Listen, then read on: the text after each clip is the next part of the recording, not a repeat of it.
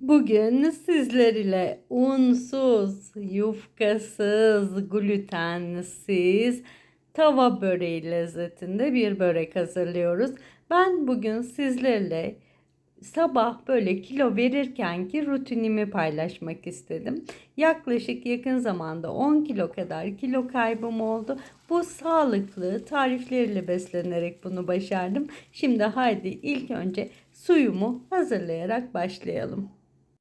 Şimdi geceden hazırladığım suyu anlatarak tariflerime başlıyorum. Bu suyu geceden hazırlama sebebim içerisine koyacağım malzemelerin liflerini suyuma bırakmasını istiyorum ve her sabah uyanınca 2 su bardağı bu sudan içerek güne başlıyorum.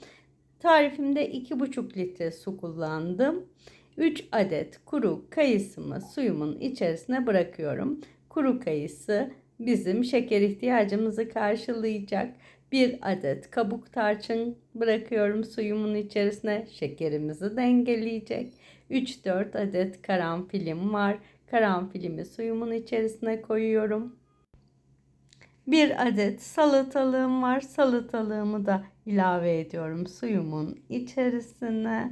Evet, şimdi de birazcık dilediğimiz kadar maydanoz ilave ediyorum suyumuza. Şöyle ve tabii ki suyumuzun olmazsa olmazı 2 dilim içerisine limon koyuyorum suyumun. Ve böylelikle gün içerisinde tüketeceğimiz suyumuz hazır olmuş oluyor. Şöyle kapağımı da kapatıyorum sürahimin. Şimdi gün içinde içtiğim ikinci suya geçiyorum. Bu suları içtikten sonra 1 su bardağı suya ihtiyacım var. Bunu 15-20 dakika dinlendiriyorum sabah kalktıktan sonra. İlk iş yani bu suyu hazırlıyorum. İçerisine 1 bardak suyumun 1 tatlı kaşığı chia tohumu bırakıyorum ve şöyle chia tohumlarımı karıştırıyorum. Chia tohumlarım suyumun içerisinde şişerek, jelleşerek böyle bağırsaklarımı temizleyecek bir kıvam alıyor. Bunu 2 bardak suyun üzerine içiyorum. Hem bağırsak temizliğime yardımcı oluyor, hem omega 3 almamı sağlıyor, hem de bu su beni tüm gün tok tutuyor. Şimdi geçiyoruz yulaf ile tava böreğimizin yapımına. Tarifimde 1 su bardağı yulaf kullanıyorum. Ben ince öğütülmüş olandan tercih ettim. 1 su bardağı yoğurdumuz var. Yoğurt yerine süt de tercih edebilirsiniz ama yoğurt ile tam börek lezzetinde oluyor tarifimiz. 2 adet yumurta kullanacağım.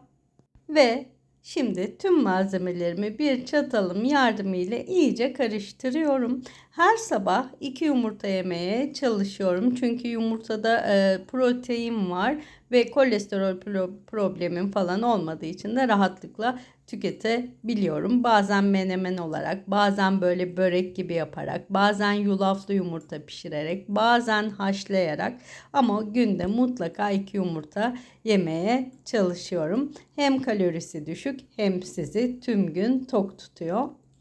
Ben daha önce de diyetisyen yardımıyla oğlumun doğumundan sonra bir 17 kilo vermiştim. Oradaki tarifleri de uyguluyorum ve sayfamda birçok diyet tarif olacak. Şimdilik henüz çok fazla yok.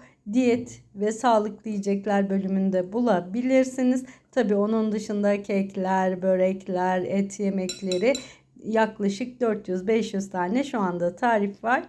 Hepsini oradan bulabilirsiniz. Şimdi karışımımızı kapağını kapatarak 20 dakika dinlendiriyoruz.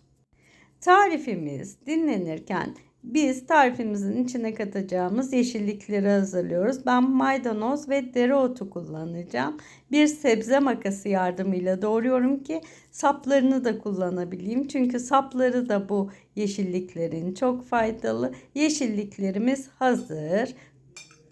Hazır olan yeşilliklerimi hamurumun içerisine ilave ediyorum. Şimdi artık baharatlarımızı ilave ediyoruz.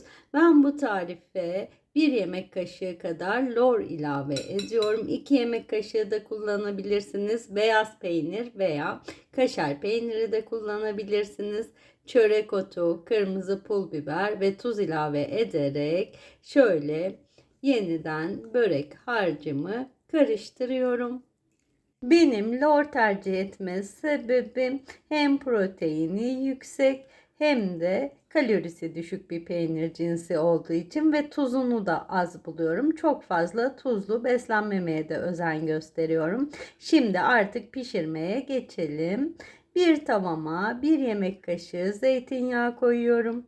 Şöyle zeytinyağımı bir yumurta fırçam ile tavamın her yerine gelecek şekilde dağıtıyorum. Tavamızın altını henüz yakmadık. Bu tarifimizi ilk önce tavamız soğukken koyuyoruz.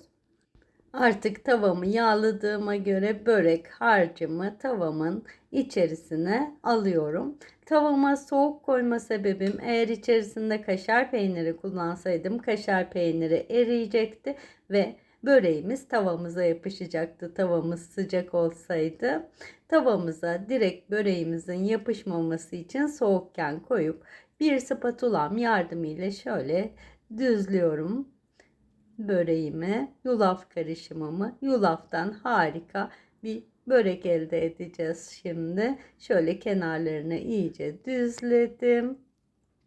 Şimdi gözüme yağı biraz fazla geldi. Yağımı azaltmak istiyorum ki az kalori alayım. Şöyle bir kaşığım yardımıyla kenarlardan fazla yağı alıyorum. Ve artık ocağımın altını kısa yakın orta ateşte açıyorum. Ve kapağını kapatarak tavamın yavaş yavaş böreğimizi pişiriyoruz. Yaklaşık 5 dakika kadar sürede bir yüzü pişiyor böreğimizin. Tavamı şöyle bir sallayarak dibinden ayrıldığına emin oluyorum. Artık bir tabağım yardımıyla arka yüzünü çevireceğim böreğimin. Evet, diğer tarafı pişti. Şimdi bu yüzünü de pişirmek için birkaç dakika daha tavamızın kapağını kapatarak böreğimizi pişiriyoruz. Artık pişen böreğimi bir servis tabağıma alıyorum ve servis zamanı şöyle böreğimi bir pizza kesiciyle dilimliyorum. Bu lezzetli tarifi sevdiklerinizle paylaşmayı unutmayın, olur mu? Evet, böreğimi dilimledim. İster sabah kahvaltısında, ister öğlen, ister akşam, ister çay yanında tüketebileceğiniz düşük kalorili harika bir lezzet adettendir. Üzerine de bir tane maydanoz koyuyoruz.